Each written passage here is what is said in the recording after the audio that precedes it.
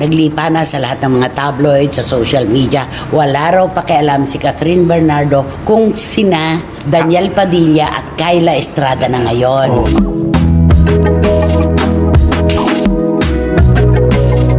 Magkalayo kasi ang hindi naman pagkatao kundi atake sa buhay ni Kyla at saka ni Catherine. Totoo. Kaya raw kayang suhetohin ni Daniel si Kyla. Kontrolin? Oo, parang ganon.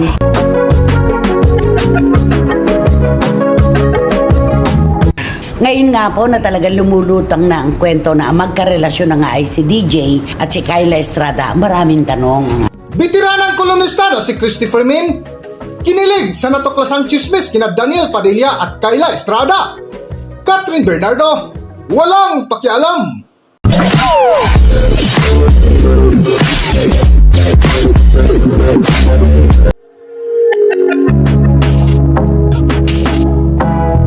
Welcome back to Philippine Celebrity Broadcast. Trending at viral ngayon sa mundo ng showbiz ang pagkalink ng dating nobyo ni Catherine Bernardo na si Daniel Padilla kay Kyla Estrada na kung saan huling madalas magkasama. Sa vlog nga ng bitiranang kolumnista na si Christopher Min ay isa ito sa kanilang mainit na paksa na kung saan inaantay ng netizens ang komento ni Nana ni Christopher Min ukol sa balitang nagkamabutihan na sina Daniel Padilla at Kyla Estrada. Medyo light itong pag-uusapan natin, pero hinihintay ng ating mga kababayan kung anong stand natin sa kwentong ito. Kasi di ba naglipa na sa lahat ng mga tabloid, sa social media. Wala raw pakialam si Catherine Bernardo kung sina Daniel Padilla at Kyla Estrada na ngayon. Sa palagay mo, bakit wala siyang pakialam? Move on na siya. At saka masaya siya with the Masaya. mayor. Correct. Ayaw pa rin naman nila aminin hanggang ngayon. Nasa una pa sila nakikita-kita ngayon sa lahat kung saan. Ikaw, ano sa palagay mo? Ay, Dead ma siya. Sa tingin ko siguro baka sabihin siguro kay Daniel, sige, mag-move on ka na lang. Plan ako naka-move on na. Sa palagay mo, pareho na silang nakapag-move on? Sa tingin ko, siyempre, pero tingin ko hindi masyado kasi sa 11 years ba naman ang pagsama nilang dalawa. Hindi ganun kadali yun. At saka dito lalabas na ngayon kasi dati kasi wala pang mga nalilink-link eh. Baka dito Ngayon meron yung talagang mag-aapoy yun. para sa kanila na. Alam mo, dun sa show ni Daniel at saka ni Ian Veneracion, yung US tour nila, hinahanap si Catherine sa kanya ng mga tao. Naku, ayan na lang. Oo. Tapos ayaw pumayag ni Daniel ng question and answer. Alam mo naman si Daniel, napakatipid sa pagsagot. Hindi siya madaldal. Man of few words, ayaw niya. Di ba?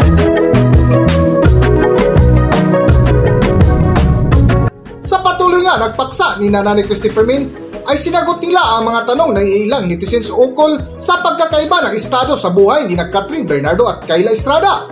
Ngayon nga po na talagang lumulutang na ang kwento na ang magkarelasyon na nga ay si DJ at si Kyla Estrada. Maraming tanong ang ating mga kababayan. Unang tanong, magkalayo kasi ang hindi naman pagkatao kundi atake sa buhay ni Kyla at saka ni Catherine. Totoo. Kaya raw kayang suhetohin ni Daniel si Kyla. Kontrolin? Oo, parang ganon. Alam mo, syempre, yung mga bagay-bagay na ganyan, pag bago na kasi ang karelasyon mo, yung dating atake mo sa dating girlfriend mo, hindi mo pwedeng i-apply sa bagong mong girlfriend. Mag-a-adjust. Oo, kailangan mo na magpalit ng estilo. Kaya nga, isipin mo, kaya nga siguro na umalis yun kasi baka yung atake ko hindi maganda. Kasi nga, di ba, si Catherine, alam naman natin na supermanang. Yes. Hindi pwedeng magsuot ng damit ng plunging. Hindi po pwedeng mag-short shorts. Oo, hindi pwede. Kailangan mga mahaba. sleeveless, mga ganon. Eh si Kyla, nakikita naman natin, di ba? More skin. Ay, oo. Sexy. At saka ano siya, hindi naman po sa lahat ng aspeto ay pwedeng tawaging woman of the world. Pero isang bagong ano na ito, Gen Z. Oo, bagong Diba? henerasyon ng artista. Oo, bagong henerasyon na ito. Kaya ang daming nagtatanong, kaya niyang kontrolin si Kyla. Pero pag ikaw ay nagmamahal, magpapakontrol ka. Ay, masama. Diba? Ay, oo, totoo Ay, yun. diba? Kahit di ba sasabihin, ikaw nga, pag may karelasyon ka, tahimik mo, pero pag wala ka na, nakapakaano mo, dal mo, di ba may ganyan? At saka, pag sinabing, ayoko naman masyado yung damit na sinusuot mo, aba, ang girl na in love in love, magsusuot nung gusto nung kanyang Ay, boyfriend. oo naman. Diba? Susunod yun. Oo. Hindi pwedeng ikukontrayan niya yun. At saka yung pag-aalis na sila, ano gagamitin mo, patingin muna. Di ba? Ganun yung noon eh.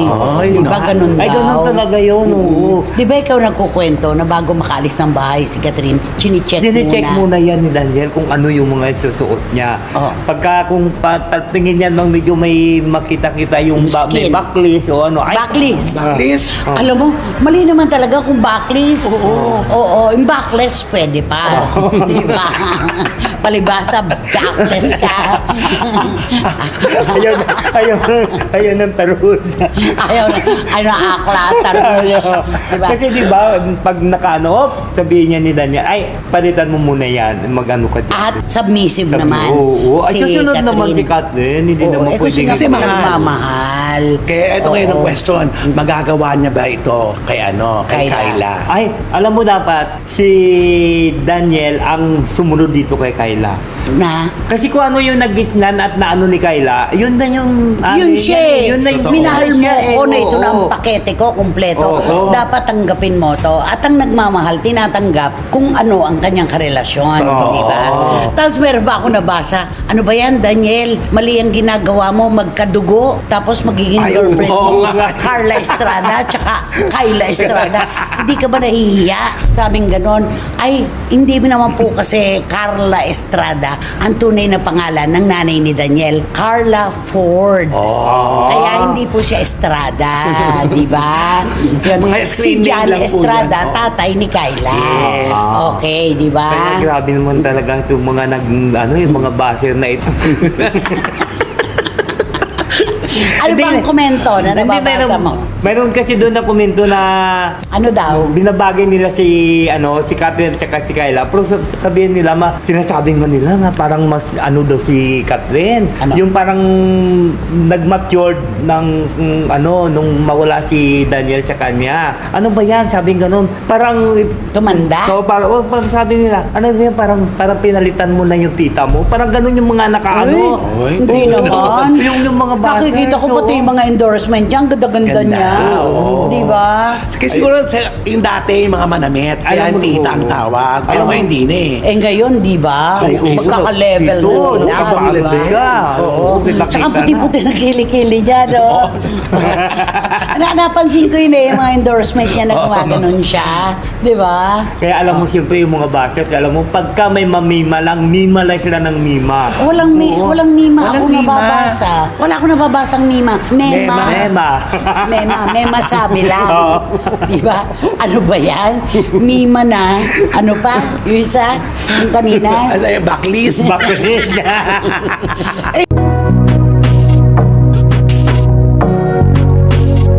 Sa dulo nga ng paksa ni Nanay Christopher Min ay napag-usapan nila ang pagkakaiba ni Catherine Bernardo at Kyla Estrada na isa nga sa katanungan ni Nanay Christopher Min kung kaya bang kontrolin ni Daniel Padilla ang nakasanayang pananamit ni Kyla Estrada. Para sa buong kwento, narito ating panoorin ang video. Si Kyla, puro backless yung suot. Oo, nako, eto Diba? na. At saka hindi may iwasan. Ngayon lalo na, open na sila ngayon, di ba? Oo. Ngayon, magkukumpirahin na yung mga ganyan-ganyan. Laging, nako, they will suffer in comparison. Laging ganon. Pero ang mananalo pa rin dyan kung sino ang mahal ni Daniel. Di ba? Ay, oo. Hindi ba? Di ba sabi nila, ipinagpalit mo ko sa isang dancer sa bar. Oo. Ganon. Sabi ng lalaki, yung tinudyo na ganon, kahit sino pa siya, the mere fact na siyang pinili ko at hindi ikaw, nakalalamang siya sa'yo. Ganon. Ay, totoo naman. Wala talaga sa estado, wala sa katayuan sa buhay. Kung sino ang dinidikta ng puso, yun ang mananalo. Ang mahalaga ay ngayon. Oo. Ay, hindi naman. ang kahapon. Correct. Ayun, di ba? So ano pa masasabi mo tungkol sa issue na ito? Alam mo, mayroon nga doon na yung alam mo naman yung mga base, magaling sila gumawa ng ganon. Mayroon nga hawak-hawak ni Daniel yung kamay ni Kyla, tapos sabihin, yung mata mo saan pumupunta, yung mata mo saan pumupunta, gumagano. Kasi nga dati daw kay Catherine walang nakikita. Oo. Ngayon daw kay Kyla Kay may Kyla nakikita. maraming nakikita. Diba? Oo, ganun. Teka muna, si Catherine naman at saka si Mayor Mark Alcala, umami na ba? Wala. Ay, hindi Yan rin. naman ang nakakaano din, di ba? Ito, iniisip ko nga na ngayong lantad na ito si DJ at saka si Kyla. Saka pa lang. Kasi pag nauna siyang, alam mo yun? Nauna yung lalaki. Ano to unahan sa pag-move on? Di ba na may mga, siyempre may mga ano din yan, di ba? Yung Pride. may pride din yan na, ay, sige, mauna ka muna. Tingnan natin. Alam mo yun, sige, nauna na siya. Ako naman ngayon. Oh. At saka 'di ba nung una, 'di ba alam naman natin yung pagsuot ni ano, 'di ba? Nung mag-break na silang dalawa, ito na. Tumodo. Tumudo na si Catherine, 'di ba? Talagang nag-short tapos At saka yung halos kita na yung ano. At saka talagang super, Oo. So, ano Yung na, movie sobra talaga. ganun. Kaya siguro na Dani, aba, talagang Kinontra tinudo mo lahat. na ng gusto. Siguro sabi ni Daniel, lahat ng ayaw ko ginagawa na niya. Oo. Ang ibig sabihin Ayaw nun, na ayaw niya. niya. Oo. Ayaw na sa akin. Malaki. At ayaw rin niya yung ganon. Di ba? Correct. Dito kay Kyla, ano pang sasabihin niya? Nung makilala niya si Kyla, ganon ang manamit. Matalino yung tao. Oo. At saka may sariling diskarte sa buhay. Sariling atake. Wala siyang magagawa. Hindi ko kontrolin, kundi uunawain. Yes. Unawain. Oo. Tsaka mukhang malaki ang may tutulong ni Kyla, lalo na sa personal growth ni Daniel Padilla. Ano yan? Yung pagdesisyon, nakita mo magsalita na si Daniel Padilla, di ba? May laman na mataba. Si Daniel Oo, si Daniel Daniel Padilla. is strong tonight. Di ba? Kasi ito si Kyla, napakagaling kausap nito. Matalino siya. Matalino, Oo. intelihente. Kaya, di ba lagi nga pag ang kausap mo, ganun lagi, masasama Ma-absorb mo. Ma-absorb mo yun. Oo, totoo yan. Ibig mo sabihin kay Catherine, walang natutunan Kasi si Daniel. hindi naman na, kasi si busy tao, alam mo yung nakikita lang sila dahil, ano mo yun, tapos wala na, eto mukhang, typical na magsyota, ito mukhang nagtatawa. Hindi, tsaka sabi ni Wendell, no, magsasalita pa lang si Catherine, binablangka na kagad. Oo, Ay, ito ano mukhang, ba? Bakit ang dami mong alam tungkol kay DJ? Naging tsaka PR ka kay ba nila, Kat? Day? PR ka ba dati? Ay, hindi Pero barkada mo yung PR. So, yung barkada ko kasi yung piyak. sinasama ka. Nakikikwento niya sa akin. At saka ay sinasama ka. Oo, sinasama ko kasi kung minsan kinukuha siya ni, di ba, ni Mama Feli de la Cruz para pag kami mga show doon. Siyempre, nandun ako, siyempre akong taga-contact doon, ganun. At saka dati mainitin ang ulo ni Daniel. Ay, oo. O pikon. Kung ngayon hindi Ngayon, na. okay. Wala na.